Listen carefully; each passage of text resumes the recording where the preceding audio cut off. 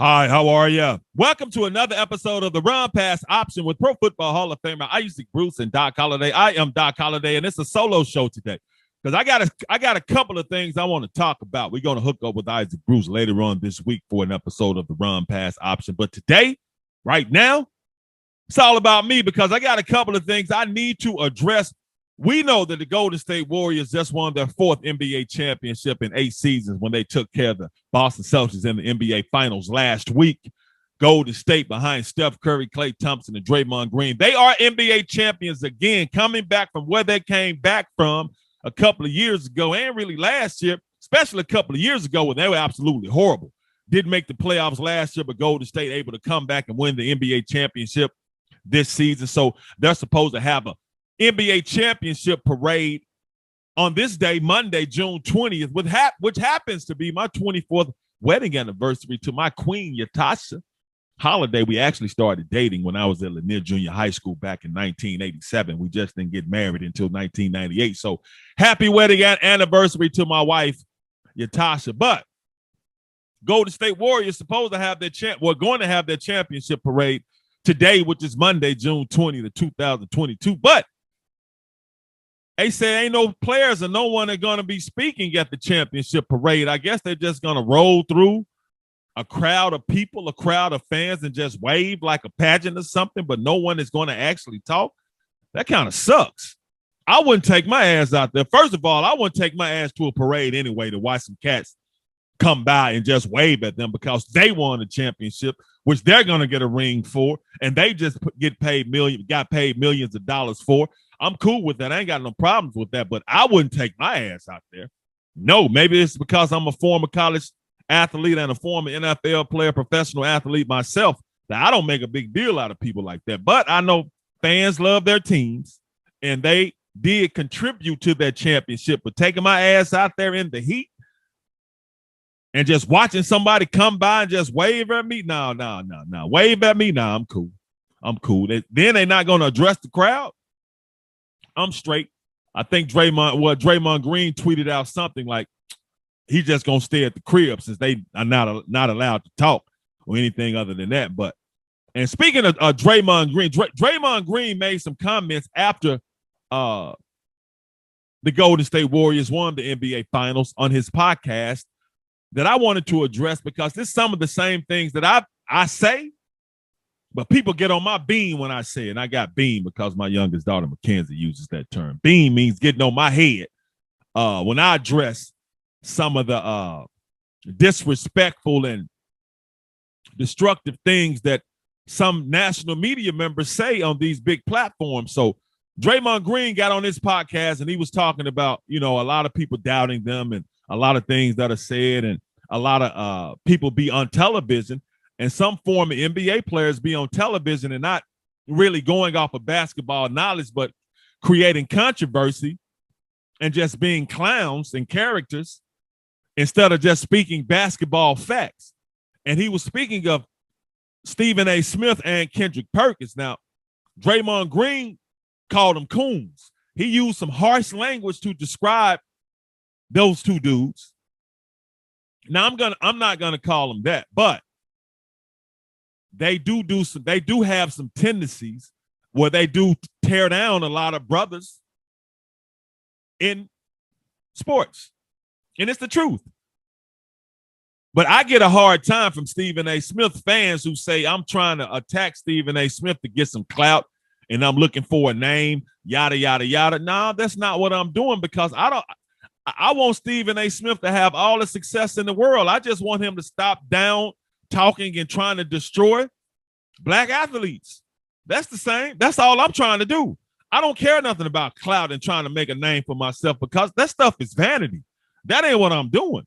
I just want his ass to do better. And once he starts doing better by not down talking and trying to destroy black athletes, I leave his ass alone. But Stephen A. Smith fans, man, he living rent free in your head. You always got something to say about him because he always got something to say, a negative to say about black athletes. That's why I be on his ass. And Kendrick Perkins, when Kendrick Perkins stays away from that blueprint that screaming Stephen A. Smith does by trying to talk about black athletes in a negative way or black coaches because he does it. See, Stephen A's his MO is to give you a compliment, then he tears you down. He did it on First Take with Bradley Beal. Said that, I'm not going to lament. I'm not going to say what other people lament that Bradley Beal needs to do other things other than he pointed out a negative that which I hadn't heard about Bradley Beal when talking about whether Bradley Beal should get a max contract or not. But Draymond Green had a lot of harsh things to say about Stephen A. Smith and Kendrick Perkins and other media members, especially Kendrick Perkins being a former professional athlete, former NBA player who goes on national TV and says some of the things he says negatively about black athletes that doesn't have anything to do with what they're doing on the basketball court. And I'm with Draymond on that. So that's why I be on Stephen A. Smith and not really on Kendrick Perkins as much. But, we did exchange words a couple of times because of how he tried to tear down Ben Simmons because Ben Simmons wasn't playing because he was hurt. And I say once again, I don't know Ben Simmons. I don't even like Ben Simmons' game. I don't. But the way Kendrick Perkins tried to talk about that man and disparaging his character, and Stephen A. Smith disparaging Ben Simmons' character based off of the fact that Ben Simmons was sitting out and getting paid and not playing, that's the problem I had with them dudes on Ben Simmons. I don't know Ben Simmons. I'm not a fan of his game. I'm not. But the way they were trying to tear that dude down based off something that didn't have anything to do with what he did on the basketball court, that gave me a problem with Kendrick Perkins. But Stephen A. Smith does it all the time, calling when he called Jamarcus Russell a fat Jabba the Hutt, out of shape, and said Kyrie is delusional and crazy and all of this. And he did it again. He did it again on First Take, saying Kyrie Irving going to the Brooklyn Nets, asking them for a long-term extension for guaranteed money. Kyrie Irving is cuckoo for that. He's in la-la land. First of all, mental health is a serious thing. It ain't nothing to be played around with. But my point is that, once again, he attacking Kyrie Irving because Kyrie Irving going to the Brooklyn Nets asking for guaranteed money and a long-term extension. And that offends the hell out of Stephen A. And my whole thing is, damn, dog, it's not your money. Why are you so concerned? But it's obvious that he has a personal vendetta against Kyrie because every time he talks about Kyrie, it's all about taking money out of Kyrie's pocket when it's not his money. But I'm telling you, I'm in the media now. Stephen A. is getting his instructions from someone that's in the Brooklyn Nets front office. He's conveying their feelings and trying to help them negotiate in their negotiation with Kyrie and even with Kevin Durant. So he's repeating and regurgitating what somebody in the Brooklyn Nets front office is telling him to do. Because he goes after who he's told to go after, and he stays away from the ones that he's told to stay away from. Those are facts of the matter. But yeah, and this was a couple of days after Stephen A. said he wasn't going to say anything else negative about Kyrie, because he talked about Kyrie being philanthropic, the things that Kyrie does in the community, the giveaways, the money he spends, the programs he invests in, trying to help out underprivileged communities and underprivileged people. He said I ain't gonna say nothing about Kyrie. And then here he come over here again talking about Kyrie's inevitability to play games the last couple of seasons. And his last season, it wasn't because of Kyrie, it's because that stupid ass vaccine mandate that New York had. It ain't like the dude didn't want to play. They wouldn't allow him to play. And he made a decision not to put something in his body that's still experimental. But Stephen A. is getting on his head about that he wasn't available to play. And when he wanted to play, New York said he couldn't play if he didn't do this, and he decided not to do it. His body, his choice. But that's my thing. So when Draymond Green says things like that about these national media members who go on these national platforms and down talk black athletes, it is coonish behavior. It is. It is. Because you can talk about what somebody does athletically without attacking them personally when you don't really know them personally like that. So Stephen A, it's obvious he has a personal vendetta against Kyrie Irving because he keeps talking about, I would never, ever give him an extension. It's not your money, man. Why do you even give a damn? Why? Now, you can have your opinion, but the passion that Stephen A talks with when he's talking about Kyrie, every time he talks about this contract extension and money and him not being available to play, and Stephen A. Smith, he's box office. Yeah, Kyrie is box office. He's a sports entertainer. Because not only is he a great basketball player, he's a sports entertainer. He's a Michael Jackson entertainer of the NBA. Because watching him play is extremely entertaining. So you pay top dollars for sports entertainers. But that's the kind of stuff that I have a problem with Stephen A. Smith. But then his fans say, why you wasting so much energy talking about? Because I'm trying to call him out and make him do better. But they don't criticize Stephen A. Smith for constantly going at black athletes the way he does, because black athletes are the ones he go at and talk the most reckless about. It is. Check his record. He makes sure he pronounces Luka Doncic's name correctly and other athletes like white athletes like that, but totally disrespects the Nigerian basketball team when he did however the hell they pronounce. He does this over and over and over again. And that's my whole thing. If he starts doing better, I'm off his ass. That's all. But until then, I'm going to stay on his head. And once again, he attacking Kyrie Irving like it's his money. But I'm telling y'all, I'm in the media. So somebody in the Brooklyn Nets front office is giving him information and putting that narrative out there about Kyrie. And they even brought up Ben Simmons. I mean, damn. Will Ben Simmons be? But he's a Brooklyn Net as well. Will he be ready to play? The damn basketball season 3 or 4 months away. But it's Brooklyn Nets, because he's getting his information from somebody in the Brooklyn Nets front office.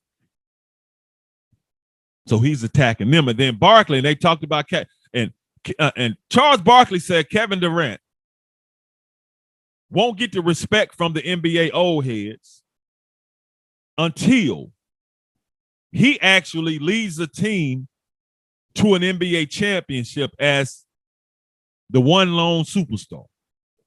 That's when he'll get the respect from NBA old heads like himself. This is what Charles Barkley said now. Kevin Durant won't get respect from NBA old heads like Barkley until he leads a team to an NBA championship when he's really the lone superstar. Because we know Kevin Durant won 2 championships with the Golden State Warriors, and he was the NBA Finals MVP with Golden State, which he was the best player on the team. Now, that was Steph Curry's team, but Kevin Durant was the best player in the finals. He was the best player on the team. Kevin Durant is the best player in the NBA. But that's what Barkley said. Once again, Charles Barkley said Kevin Durant won't get the respect from NBA old heads until he wins an NBA championship as the best player on the team, as basically as the driver of the bus. But my thing is, Barkley never won a damn championship. How can he say that? How can, out of all those people, how can Barkley say that? That Kevin Durant won't get his respect until Kevin Durant leads a team as the best player to an NBA championship, when Barkley doesn't have a NBA championship, period. And Kevin Durant not only has 2, but he has 2 NBA Finals MVP trophies. And Barkley only led his team to 1 NBA Finals appearance. That was in 1992 and 93 when they lost to Michael Jordan and the Chicago Bulls. Now, I think Barkley led the Phoenix Suns to the NBA Finals. That was maybe his 9th season in the NBA. His 9th, when he finally was able to lead a team. Now, he was the best player, but Kevin Johnson was pretty damn good, the point guard. Pretty damn outstanding. Dan Marley was a good role player. Cedric Ceballos was pretty good. Now, Barkley was the best player, but Kevin Johnson was pretty damn good. But he only took his team to one NBA Finals, I think, once again, in his 9th season in the NBA. Kevin Durant been to 4 NBA Finals. He led OKC to the finals in his 5th season in the NBA. They lost to the Miami Heat, but he was the best player on the team. He was with Russell Westbrook, but Kevin Durant was the best player on the team, and he led the OKC to their 5th finals. To the finals in his 5th NBA season. Barkley doesn't have a championship, and it took him 9 seasons to lead his team to an NBA Finals, and he only went to 1, which he lost. But KD done been to 4 with 2 NBA championships, 2 NBA Finals MVPs, and led his team to the finals in his 5th year in the league. But Barkley said KD won't get his respect. And come on, bro. Out of everybody up there, man, in the NBA top 70, you're the last person that can say that, Charles Barkley. You don't even have a damn championship. So how can you say that about a man that actually has 2 championships and led his team to the finals quicker in his career than you did? Then he criticizes Kevin Durant for joining Golden State. Well, damn, that's exactly what Charles Barkley did when he joined up with the Houston Rockets with Clyde Drexler and Hakeem Olajuwon, trying to get a championship in the latter part of his career, and he couldn't do it. That's the hypocrisy at its finest, man. Hypocrisy at its finest. So, Charles Barkley, you need to shut your ass up when you're talking about that, dog. Just be quiet. Kevin Durant is an NBA Hall of Famer. Dude is the best basketball player in the NBA. Period. He's unstoppable. I know Boston had him struggling because they threw those big bodies at him, but Kevin Durant, man, come on, Barkley. Stop it, bro. Stop it. But I don't even know why Kevin Durant is getting attacked right now when it's Golden State who should be getting applauded and talked about because they just won the NBA championship. It'd be agendas now. It'd be agendas. Why Kevin Durant is the topic of conversation. Kyrie, why is he the topic of conversation? I know free agency is coming up. He's got to opt into their player option or he can opt out, but he's not the only one. It's an agenda. That's what Draymond Green was talking about when he, like I said, it's coonish behavior, man. Damn. You get up there, you don't have to tear other brothers down in order to elevate yourself, but you feel like you do. But these are the couple of things I wanted to address. Barkley, man, shut your ass up, bro. You don't even have a championship. So just be quiet. You got to respect Kevin Durant. All of them got to respect Kevin Durant. Dude is an NBA champion. Barkley, you're not an NBA champion. So you need to be hoping that Kevin Durant shows you the proper respect. Because you are an NBA great, Barkley, but your ass never won anything. You didn't. You couldn't lead the Sixers there. You didn't. As good as you was in Phoenix, you only got there one time. One time now. So you have to be quiet on that, man. You have to be quiet on that. And Draymond with the new media, I'm just saying, man, a lot of y'all national media members, it's not just Stephen A. and Kendrick Perkins now. Skip Bayless, your ass be so out of line, man. Talking about Steph Curry, light skin, bro. You got to stay away from it. Color, mentioning anybody's race and color. Stop it. You don't get a pass to do that. Stop it. Skip Bayless, that's out of bounds. Shut your ass up. Don't mention race and skin color. Don't do it, man. You ain't that cool. You got to toe that line now. Stop it. But you went there. So just be quiet. Just shut up. Seriously, just be quiet. Don't do that. You're not able to do that, man. You're not able to do it. And Tim Legler, you said something about the Grizzlies and Ja Morant, that the Grizzlies are not there yet. They need to add another piece before they get over the hump to make it to the championship. You said that, but damn, bro. I mean, damn, my guy. Because we ain't brothers. I don't really rock with you like that, Tim Legler. But the Grizzlies need to add another piece. They not ready yet. You do not understand that Ja Morant, they was giving Golden State all kinds of hell before Ja Morant got hurt, right? And you talked about Desmond Bane not playing well in the Golden State series. You do realize dude back was hurt, right? And the Grizzlies still beat their ass by 55 points one game. And Ja was giving them all kinds of that work. So chill out on that, dude. Chill out on that. You can't make that. You can't say that on national TV and don't add the fact that Desmond Bane was hurt. Don't say the Grizzlies don't have enough to get over the hump when Ja Morant had to miss the last 3 games of that series with Golden State with the knee injury, and Desmond Bane played the first part of that series, first 3 or 4 games with a hurt back. But you say they need another piece? No, they don't. They just need to be healthy. So cut that out, man. Cut that out, too. Just cut it out.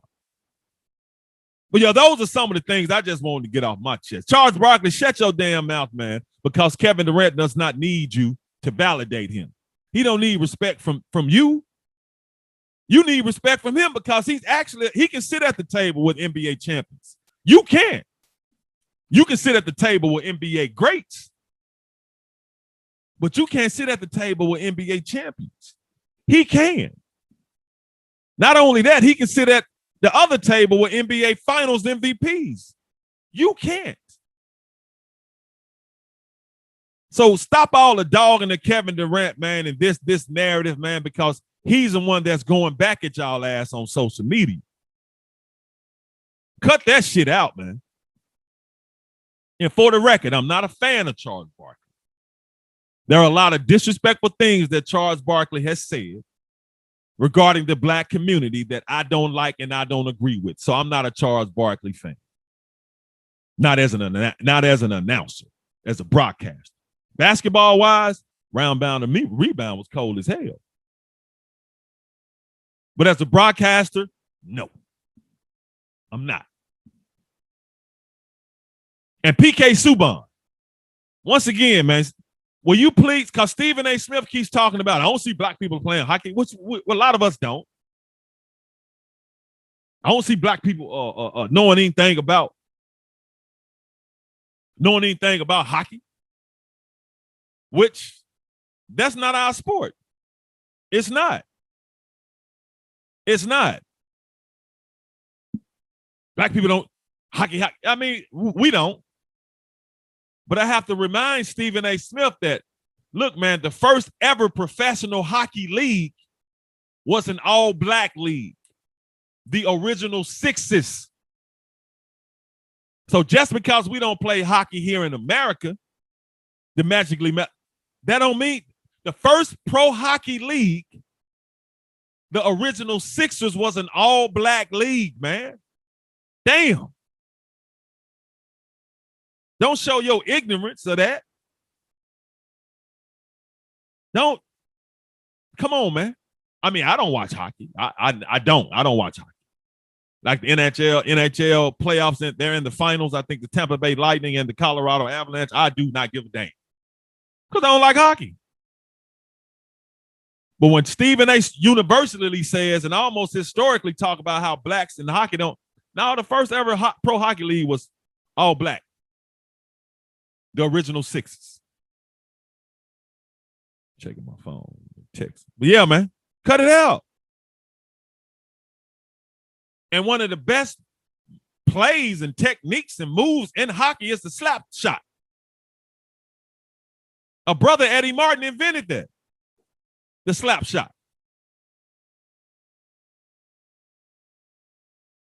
In that all-black hockey league. And when goalies now fall on the ice to cover up the